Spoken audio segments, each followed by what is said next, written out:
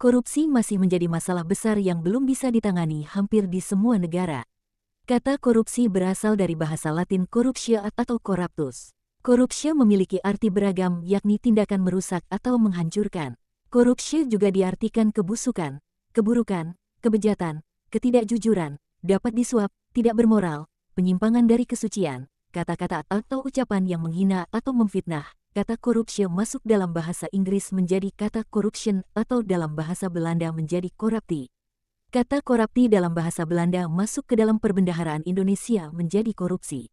Menurut Kamus Besar Bahasa Indonesia, KBBI, korupsi adalah penyelewengan atau penyalahgunaan uang negara, perusahaan, organisasi, yayasan, dan sebagainya yang dipakai untuk keuntungan pribadi atau orang lain. Definisi lainnya dari korupsi disampaikan World Bank pada tahun 2000, yaitu korupsi adalah penyalahgunaan kekuasaan publik untuk keuntungan pribadi. Definisi World Bank ini menjadi standar internasional dalam merumuskan korupsi.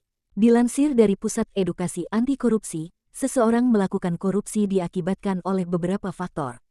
Ada faktor internal dan eksternal. Faktor internal yang pertama adalah sifat serakah manusia yang tidak pernah merasa cukup atau puas.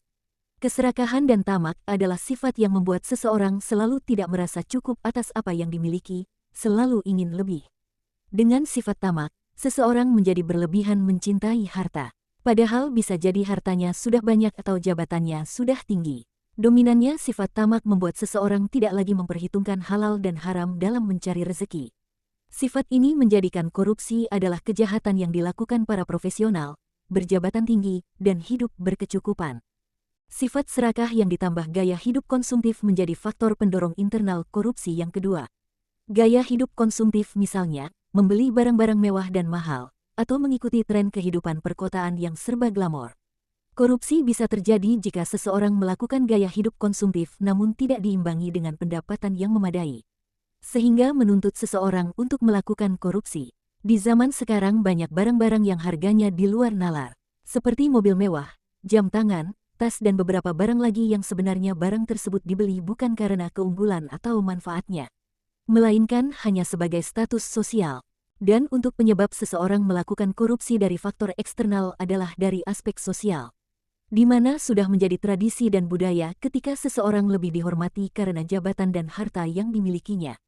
Padahal belum bisa dipastikan harta dan jabatan itu berasal dari sumber yang halal, sehingga orang-orang berlomba untuk mengumpulkan harta demi popularitasnya. Faktor eksternal yang kedua adalah dari aspek politik, di mana terjadinya politik uang pada saat pemilihan menjadi pejabat negara, atau balas jasa kepada partai politik ketika terpilih menjadi pejabat melalui partai politik, sehingga melakukan berbagai cara untuk mengembalikan modal bisa kembali, atau bahkan berlipat ganda. Aspek eksternal yang ketiga adalah lemahnya hukum kepada pelaku tindak pidana korupsi, sehingga membuat orang tidak takut lagi melakukan korupsi.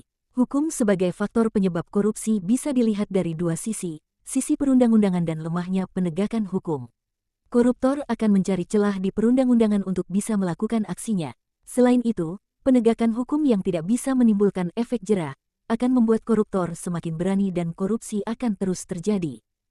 Dilansir dari halaman berita detik.com, menurut Indeks Persepsi Korupsi atau Corruption Perceptions Index, CPI, telah menilai negara paling korup di dunia. Indikator ini memberi skor dengan skala 0 atau sangat korup hingga 100 atau sangat bersih dari 180 negara. Lantas negara mana yang paling korup? Somalia menduduki peringkat pertama negara paling korup berdasarkan CPI tahun 2023. Somalia terletak di paling timur benua Afrika. Berikut adalah urutan negara paling korup berdasarkan hasil CPI tahun 2023. Dan ini adalah 5 negara nilai terbaik penilaian CPI tahun 2023. Menurut CPI tahun 2023, Indonesia mendapatkan skor 34 dalam skala penilaian 0 sampai 100. Angka ini menunjukkan korupsi di Indonesia masih sangat tinggi dibandingkan rata-rata global yang hanya berada pada angka 43. Dengan skor tersebut, Indonesia menempati peringkat 65 terburuk soal korupsi dari total 180 negara. Apa pendapat kalian, supaya korupsi bisa diminimalisir di Indonesia?